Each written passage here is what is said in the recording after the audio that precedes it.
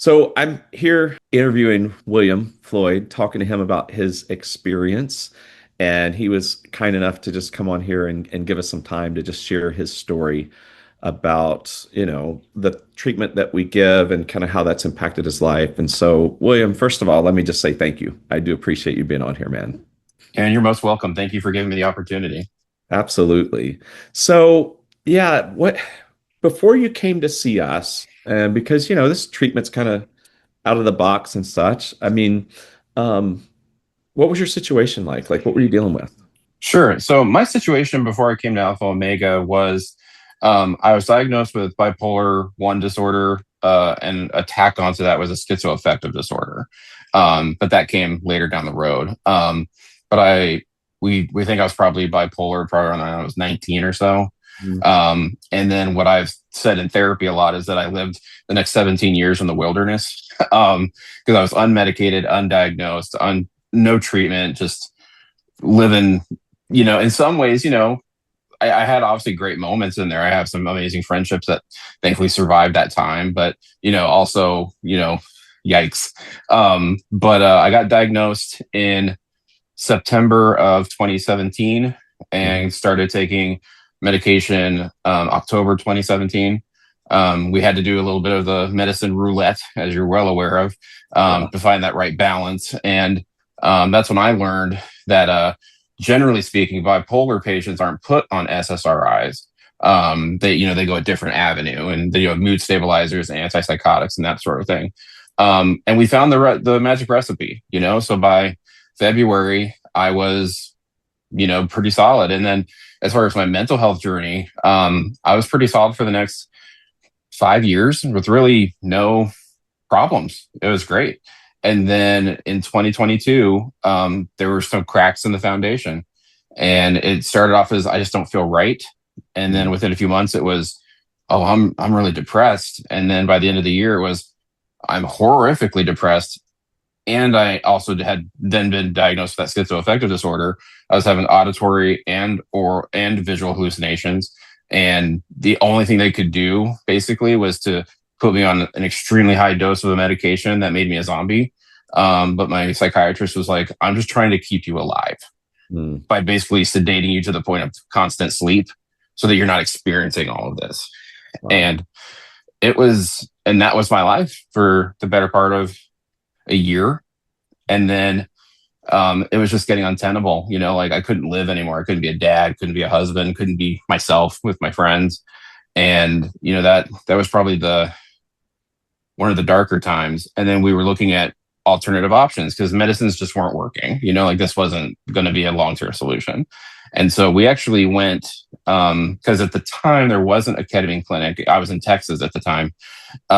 So they said, hey, let's try ECT, which is, electroconvulsive therapy, which I was very nervous about, but gave it a shot. And, it actually worked out pretty well, all things considered. But then immediately after that, I had a surgery for a bad knee. And then immediately after that, we moved to Indiana. And so any stability I may have created for myself, I threw out the window.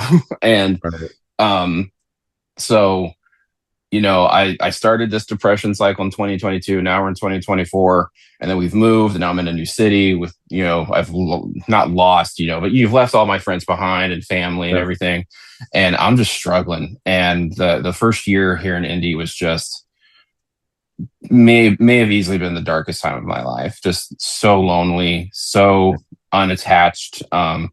You know, Levels of depression I didn't know existed, and we started doing the medicine roulette again. Like the mania was under control, which is great comfort to me. Yeah. But this depression thing, we just could not find anything to shake me out of it.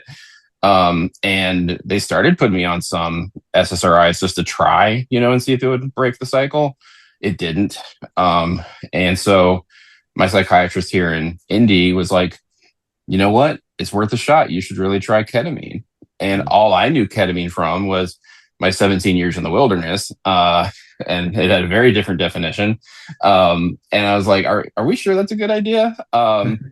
And also it had been used on me as an anesthesia during ECT, which I tried again in Indy to no avail. Oh, So I came into it pretty with a lot of trepidation, but also, some hope because I hadn't talked to anyone. I read a bunch about you guys, obviously, but just in general online, and minus the noise of just people just kind of, assuming the worst, but never having actually done it. But like the people who had actually tried it, who had actually, boots on the ground, been there, done that. I didn't read really a single bad thing about it. Like, no, this works. Like it really can change your life. And, I still was incredibly nervous. My brother very kindly, because he does ketamine treatments routinely, for a different purpose. He has horrible migraines, and ketamine is the only thing that breaks his migraine cycle. He flew in. Like, well, I was on the phone with you on Monday in November, and you were like, "Okay, we're going to set you up. You're going to get called back to schedule." Got scheduled for the next day. Called my brother, and he's like, "Cool." An hour later, he was on a plane. 3 hours later, he was in Indy. wow. That's Because the power family, man. yeah. And then he was my person, for my first few treatments, and because my wife was working and she couldn't take off the time, and then they kind of traded off for a little bit, but he was there for I think 4 of the 6 of that initial round. So before you came to see us, what sorts of things were you unable to do that you wish that you could do? Like where were you? Yeah, so I was, and I know there's not a lot of agreement on this term, and I haven't found another good one. So if you have one, by all means, educate me. But like where I was at, I would, the most comfortable statement I have is it was treatment resistant. Hmm. Just because nothing was hitting it, like nothing could crack through. So, I mean, that was everything. Like I slept 16 hours a day. I couldn't get out of bed to shower or shave. I couldn't get my kid off to school. I couldn't pick him up from school, or get him to the bus. I wasn't spending any quality time with my wife really, or if I did get out of bed and like we were like on the couch watching a TV show together, I was a zombie. I wasn't obviously enjoying any time of that with her in like a real meaningful way. I was glad she was there. Like that was a comfort to me. I felt safe with her in the room, but it wasn't couple time, if that makes any sense. Yeah. And It wasn't I quality. It doesn't it sound was like. quality. That's what Yeah. I was looking for. Yeah. It's not quality time. And I was just kind of, I mean, floating seems too optimistic a word. I was eye deep in the water, and I was barely getting up enough to get air. It was How just did how it did was that so affect dark. your wife and your son? Thankfully, my son may be the sunshiniest person I've ever met, and he is impervious to negativity. And so he was just like, whenever daddy's around, that's good enough for me. Like I got so blessed to have a kid who's just like good enough.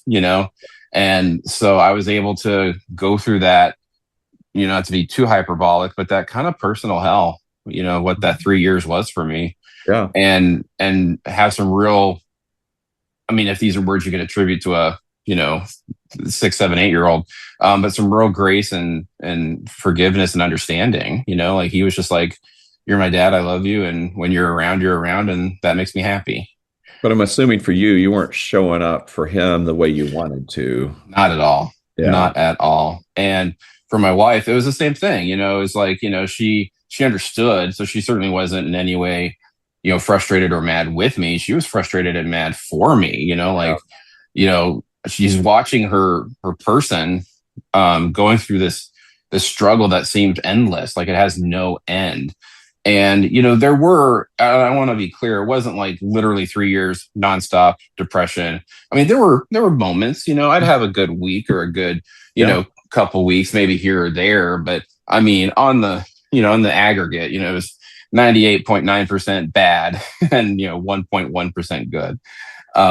But yeah, with my wife, it affected just quality time. It affected my ability to be a partner, help around the house, help her through what she was going through. I mean, she had a lot of job stress and a lot of job tumult, and I wasn't there to be a sounding board or kind of support her.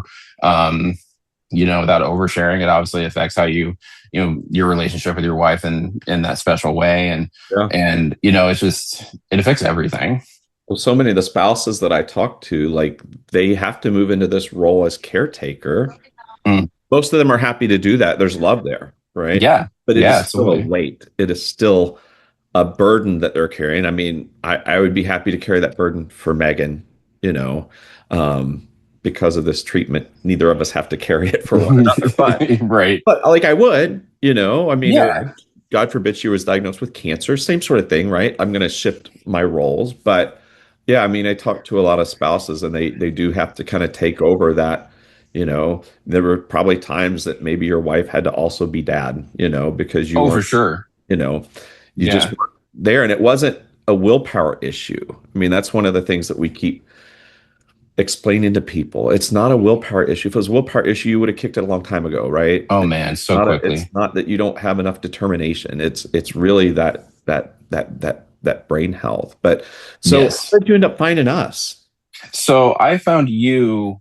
I'm trying to remember now how I found you because my psychiatrist suggested ketamine, but she didn't have any resources. Okay. So I basically just did the homework and did the, hop on Google ketamine treatments Indianapolis. And I feel like I remember a few options popping up. But I may be just remembering that, but I feel like none of them were close. Like Mm, they were a trip. mm, But you guys are 40 minutes door to door. And so that was the first sign. Okay, this could be a good thing for me.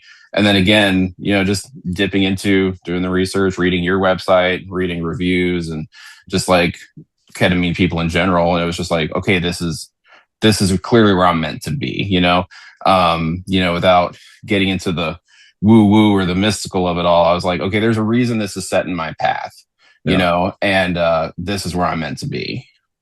And then, like, what were your thoughts as you kind of went through that process of becoming a patient? Like, how did My that go? thoughts, yeah, my thoughts becoming a patient. I mean, again, I was in the beginning just so nervous and bordering on, again, I don't think it's hyperbolic to say, but bordering on terrified just because I'd had some bad experiences with ketamine in my wilderness years. And Yeah. I had some bad experiences with it as an anesthesia in Right. ECT, Mm, where what's the term? I'd fallen down the K hole, which if you're not prepared for it, if you're not doing right. it for fun, fun, Right. is incredibly overwhelming. And so I just had a lot of nerves and just anxiety built up about it. But the environment, I mean, just the second, not when you go through the sliding doors, but once you walk into your clinic, like you open the door and it's just got such a good energy to it. And it's peaceful. It's quiet. There's not a lot of noise. There's not a lot bombarding you. It's just a very chill place. Mm, And I've now been there. I think I've done 11 treatments now, and I do the weekly groups, mm. and I have yet to meet a single person who works there, or full time or part time, who isn't just one of the nicest people. Wow. And that was really what started to set me at ease, was just the kindness and the fact that I could communicate anything and it wasn't received in any way negatively. I could just be like, these are my feelings, like just open up my chest and be like, let me just, throw this out there and just like, okay, let's talk about that. Let's work through that, because they Yeah. want, you obviously want me, but like the clinic as a whole wants me. It behooves you for me to be in the best, calmest Yeah. state possible so that I can receive the best treatment possible. And you Right. guys achieve that top to bottom. So you had some hesitancy coming into that, but before you actually, like, what made you say yes anyway? Like, because you had concerns, because you had it for anesthesia, you had it during your wilderness years, not Mhm. therapeutically, Right. weren't great. What made you say yes anyway?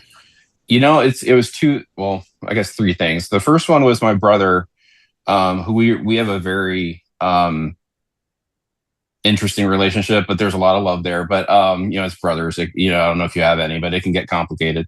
But he just, I told him all my feelings, and he just sat me down and just gave me this really loving, for lack of a better term, lecture about like, just because it was bad here and here, like this is completely different. Like look at what you're walking into. Look at this environment. Look at what they've set up for you. Like how could this be? This couldn't be any more different. Like he was trying to logic me into it. Yeah. So that was one part. The second part was um, the conversations I had in the pre-screening process, Mhm. because my psychiatrist was nervous about me doing it because of the potential, Mhm. minimal though it may be, about the ketamine kicking off a manic episode. Right. But I don't remember who did my intake call, but they set me at ease when they were like, well, how long has it been since your last one? And you know, we talked about that, and it had been about a year, maybe more since then. And we talked about what medications I was on, and they were like, we feel like this is really a good idea for you, and it just kind of set me a little at ease as far as like it wasn't going to hurt me, you know. Right. And then the third thing, I mean, to be really blunt and honest, it was I got nothing to lose. I am, I am so, I was so desperate, and I was like, this isn't going to hurt me. It's not going to make things worse. And to be super dramatic but also honest, it's not going to kill me. So like, Right. and I was such at the bottom, again, 3 years, I was just such at the bottom of the pit, and I was like, I will try anything. And we offer you a money back guarantee. So And there's it that. didn't hurt. It didn't hurt that you do offer a money back guarantee. Well, And also I kind of like that because I appreciate any professional in any profession who's willing to stand by their work and their to have that. Um, the word escapes me now, but that authenticity to be like, I yeah. stand by this, and if it's not working for you, then no harm, no foul. Here's your money back. Good luck to you. And I mean, all that kind of comes together. Man, thank you for sharing all of that.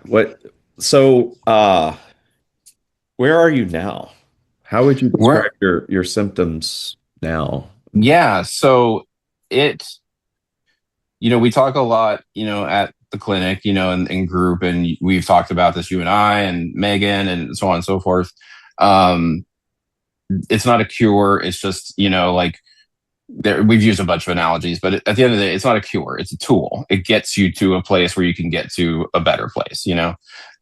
So I did the original treatment of 6, and I did it the what I call the accelerated path. I just went every day, every other day for 2 weeks, and I just like bam, bam, bam, bam, bam. Okay. I've talked to people in group who are like, "Oh my gosh, you did it in 2 weeks! Like, are you okay?" Because it's so intense, or it can be. Yeah. And it did it. Like, I mean, I was already feeling pretty great by the third treatment was such a turning point and such a transcendent experience for me. And I know that it's not meant to necessarily be this, hallucinogenic, high crazy thing. If it is, it is, but that's not the point. The point is the biology. But the experience was so transcendent. And everything after that just rose up and up and up. And I came out of the 6, the original set of 6, and the depression was just gone, just like 100% gone. And I can tell you right now, it's June 22nd. I finished on November, I want to say 12th, and Okay. I haven't been capital D depressed in that time. That's incredible, man. Yeah. So I mean, did any of your other treatments that you had done in the past, whatever, 10 years, 9 years, Mhm. did any of them get you to that point? The as far as medication wise, I felt, again, like I said, really good for the first 5 years. Like I was not depressed, I wasn't Mhm. manic, I wasn't filled with anxiety. I was functional. It was amazing. Like it was the best I'd felt as an adult ever. It was just, when that dark cloud rumbled in for whatever reason in 22, whatever that season was for me. But I do still think that ECT in Texas worked really, really well. And, obviously it's how people look at it, it's an extreme treatment, I mean, they're Yeah. doing some pretty serious stuff to your brain at that point. But it worked. And I remember walking out of there and just feeling just such a sense of peace and calm and like relief, like, okay, we found it. We found it. And that's actually what led to some anxiety with ketamine is because, well, I felt this before and it didn't last. Um, and I did do, because it doesn't last. I mean, your brain is doing all these things with the neuroplasticity, and you have to feed the brain, positive things, and you've got to do the work. Um, and so I found that even though I was doing the work, it still takes some effort, and it still takes, a little bit of nuance. So after the six, I was great for about a month, and then I had a pretty significant dip. And I called and spoke to Megan, and I meant it to be just a 10-minute phone call about I'm struggling. What do you suggest? And it turned into maybe 45 minutes, which I appreciate. She's giving me so much of her time when she's so busy. But she was like, just get in here, like, let's just take care of this. Like, let's just give you a booster now. Right. And that picked me up a bit. And then I decided, the beginning of this year, to go ahead and get that additional 4-pack just to kind of have it in my back pocket, just in case. Right. And then right away I felt like I kind of need it, like I'm feeling a bit better, but I'm still feeling a little off, like the depression again, capital D depression gone, Right. but anxiety and just like some lower moods. And so I did do boosters in January and February. Yeah. But then it just took off like a rocket. And my wife probably put it best.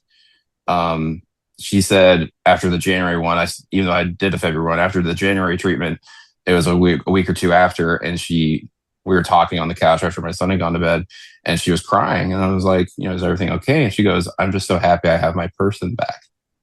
Wow. And that's music to your ears, like, Yeah. because sometimes you can't see how depressed you are. Right. I know you've got your journey, and like sometimes you don't know how Right. dark you're being and how down you are until someone points it out to you. And, I knew, her and I had talked, but to hear her on the flip side of that spectrum, sometimes you don't realize how good you're doing until someone helps kind of point it out to you and like, lead you to that, hey, give yourself some credit. You're doing great. And yeah, it was January. She's like, I have my person back, and I couldn't be happier. I looked up your depression score and you were a 14, which is moderate depression. Mhm. But after 5 of your infusions, before your 6th infusion, it was a 0. Yes. Exactly what you're saying. You're, Yep. you're like, yeah, when I went through that first series, like my depression went away. It did. So what things do you feel like that you can do now that you couldn't do before? Things that I can do now, to be honest and cliches, is I can live.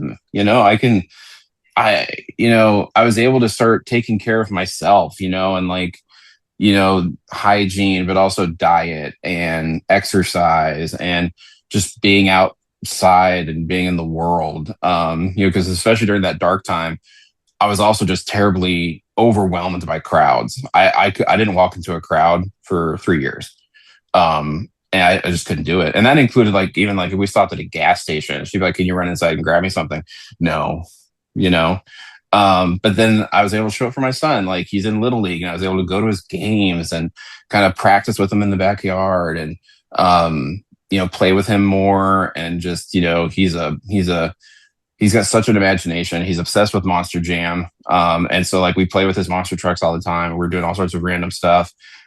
He loves to just come up to me and be like, hey, tell me a story.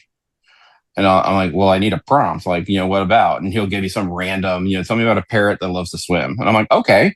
But I can do that now. And these are all things I couldn't do. And then with my wife, we're able to engage again, like we have that quality time, where, we're actually together. We're not just two individuals sitting on a couch, we're like partnering, and we're partnering. We're making parenting decisions together. We're making, adult married couple decisions, together again, which we weren't doing for 3 years. Like she just basically ran everything. And now she's like, oh, it's not all on me. Like I can tell you my stresses and concerns, and we can work on the budget, for example, together, or, just other family decisions. And that's been huge. I mean, Yeah, it's literally and I think I told Megan this. I may not have told you this, but I mean, Megan, and everyone else at that clinic. I mean, you gave me my life back. Thank you, brother. Thank you, brother. Sounds like we gave your wife her husband back too. You did. You absolutely did. And you gave my son his father back. Yeah. Well, and I mean, I think, we could extrapolate this out 5, 10 years, Mhm. right? And you could think about how does that, there's two Williams here. There's the William who in a different universe never received treatment and stayed where he was. Mhm. And then there's the William here, and how much different your son's life will be because of this Oh, yes. in 5, 10 years, right? Of Yes. having dad who is capable and present. And not only that, man, I grew up with a dad who was depressed. So maybe some of my depression was inherited, Mhm. but I think a lot of it was modeled for me. Oh, for sure. When I started, you know, in my first marriage and like struggling with my mood, I mimicked his behavior. I would isolate and withdraw. And so, I mean, obviously it's probably both, but it's like you can't change the genetics that you've passed on to your son, and nor can I. I mean, at 5 boys, and maybe some of them will struggle, but it won't be because they are modeling behavior of Right. isolation, withdrawal, short fuse, no capacity. And so I always think, when the Bible talks about generational blessings and generational curses, I don't think that's God hexing one person and just showing favor all over another person. I mean, I've used Mm. this example before. Like, I have 5 boys. If I beat my boys, some of my grandchildren would likely get beaten. Yeah. And then my great grandchildren, right? We see those Right. patterns, but then the Right. opposite, right? Generational curse, generational blessing.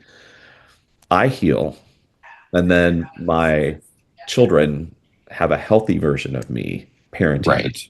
Absolutely. right? And so, man, like, not only did you invest in you and your wife, you invested in your son, you invested in your grandchildren. I did. I really Truthfully, did. I believe No, that with all you're my heart. absolutely. And not to rewind it too much to what we talked about before, but as far as like um, what we were what decisions I made, think about this downstream in that separate universe where I didn't do the treatment. I mean, to be really blunt, in that separate timeline where I don't do the treatment, I'm not alive to be his father. I was there, to be very honest, and I've left that mostly out of our conversation today, but I was incredibly suicidal, and Dude.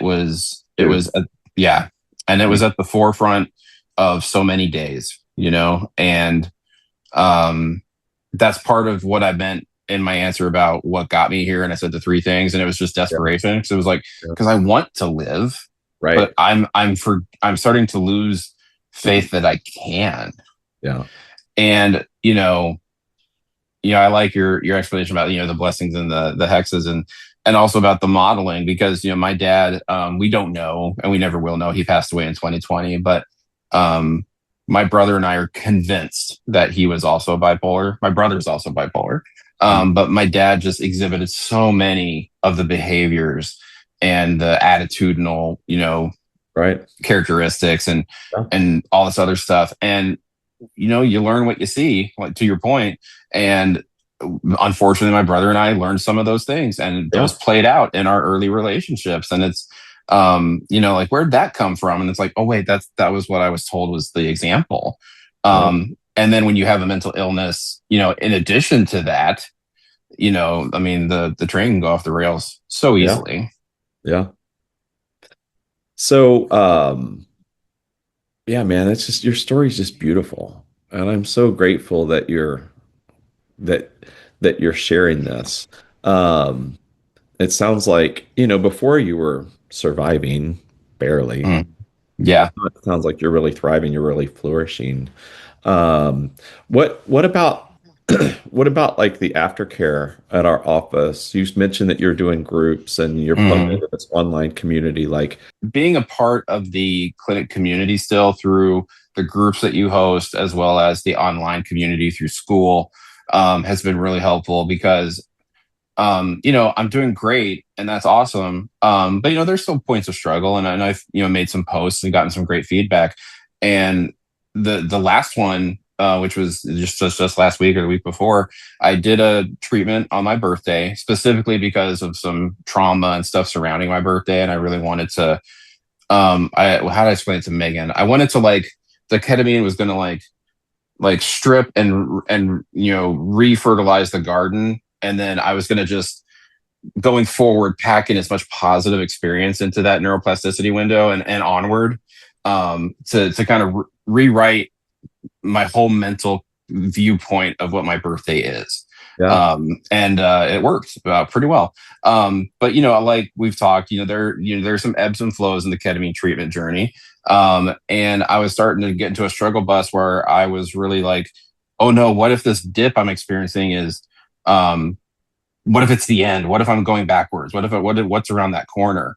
And it was another community member and you both gave separate answers, but the gist of your answers were the same, which is, you're so helpful and you're so insightful, and your story, your honesty means so much to us.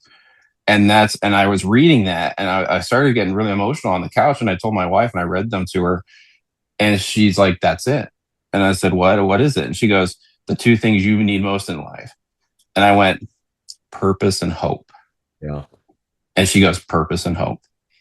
And so that's what I've gotten out of the group is, I'm not, and this isn't meant to sound like a better or competition thing, but just, I'm in a healthier place than a lot of people, that are still in treatment or, dealing with things. And I still go because I want to hear the stories and I want to share my victories and successes, because maybe that gives someone hope to stick with it. Maybe someone's Right.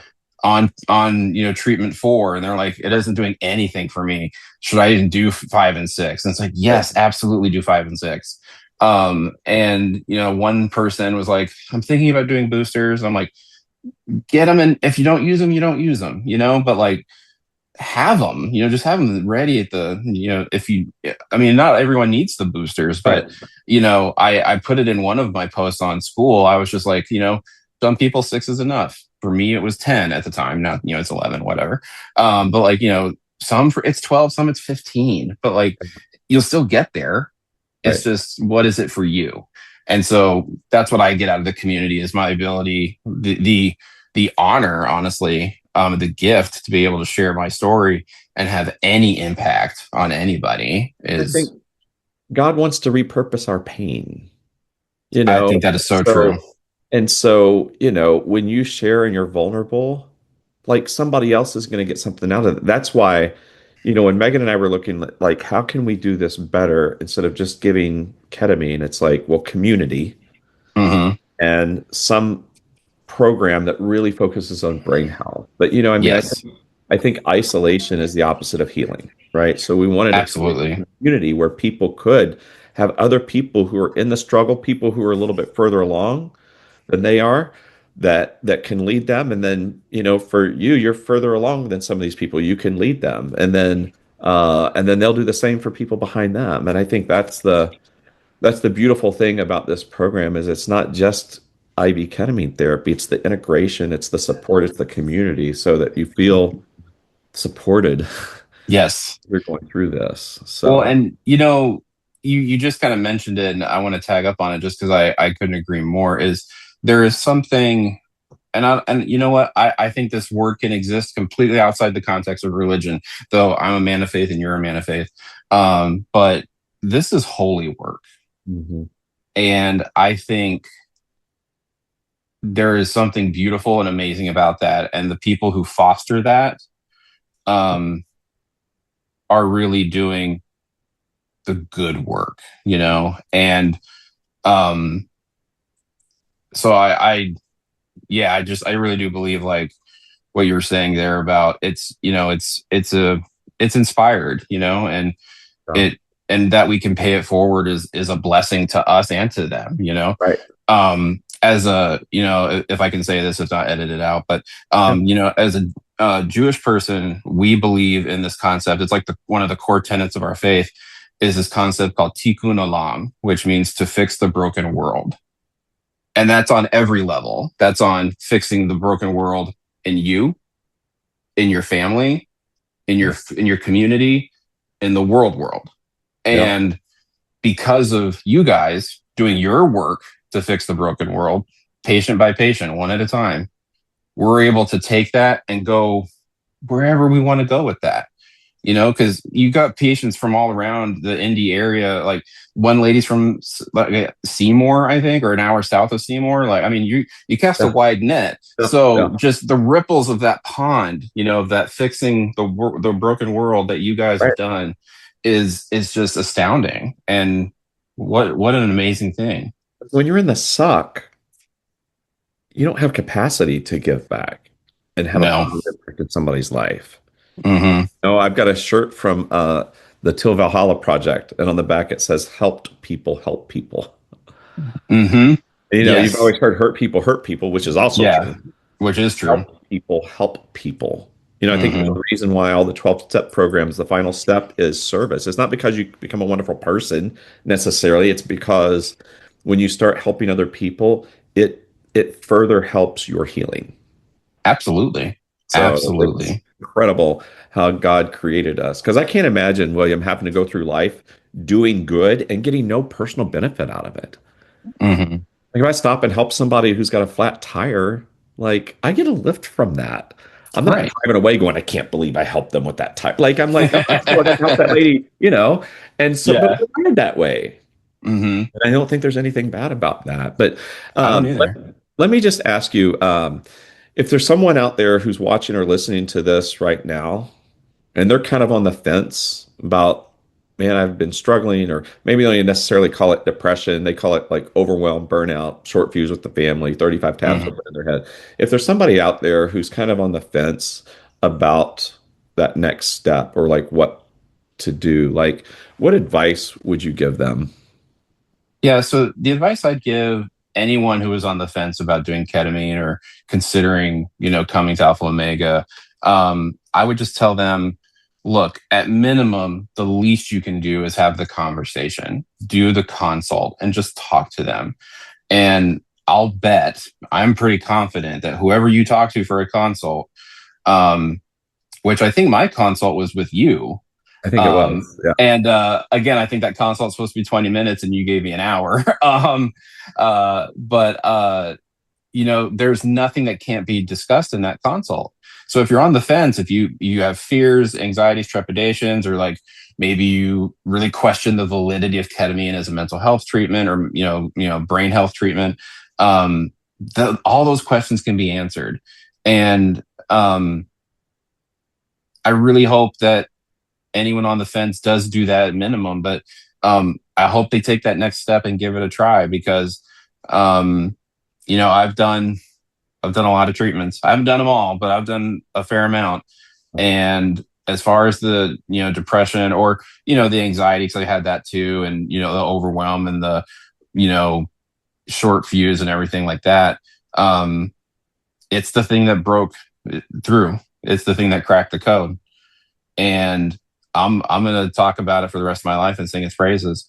And if there was an advocacy group to go to, the White House and like pound Congress on getting this approved as a accepted insurance covered, medical treatment, I would be there in a heartbeat. Did you ever imagine in early November that spring could feel like this for you? I honestly didn't. I honestly didn't. That first treatment, I, you know, I think it was a tag team. I think it was Megan and Peyton were taking care of me that day, and I remember the moment I stopped feeling scared was when Megan said, "Do you want to pray?" No. And I was like, "Oh, we can do that." Like we can do that here. We're allowed. And that just it lifted. Which I mean, again, prayer can do that. Yeah. But I still left, and I was flying high after that first treatment. I was feeling great, and not like high, but Right. just like Right. feeling so good and so empowered. And I was like, what was I even afraid of? Um, but I still remember feeling this can't last. You know, like you couldn't convince me of it. Right. So yeah, no, in early November, there's no way I would have believed that summertime could be this amazing. Well, and let me just say, man, you really touched my heart today, and thank you for coming on here, but thank you for trusting us because this is out of the box. And man, one of the things that I'm thankful for after talking to you, I'm thankful that your little boy is going to grow up with a daddy. Me too. So we we have people routinely tell us, "Thank you for giving this treatment because I don't know if I'd still be here." And I just released a video on YouTube last night where I talk about my story and I talk about how I struggled with suicidal thoughts and came close to self-harm. And thank you, God, that I didn't do that because that would have wrecked my 5 children, Yeah. would have increased the chances of one of them taking their own life. Yep. But certainly, drugs and alcohol very likely would have entered their world at some Hmm. point. Oh yeah. And my grandchildren and great grandchildren would adversely have been affected by that. Yes. And I wouldn't now have the impact in the world that I'm getting to have and meeting people like you and our other, wonderful patients. And so, yeah, I'm also thankful for this treatment. So, Well, again, I am. It's what I messaged you. It's hard to articulate how grateful I am. The work that you and Megan and everyone else, but what you and Megan have done, spearheading this and creating this clinic. Um, it is, life changing is a phrase that gets used a lot, and I actually kind of like the phrase better, life altering. And what you guys have done has completely altered the trajectory of where my life was headed in November of 2025. Like I said, I wouldn't be here. I wouldn't be here. And so I say it from the bottom of my healed and bigger heart, that I love you and I love Megan and I love everyone there for letting me for getting me here. well, you are a blessing to our community. We love you. I'm so excited that you were willing to come on here because I see how active you are in the community and just you are leading people to a better place. So thank you for that. Thank you for saying that. Appreciate it. God bless you, brother.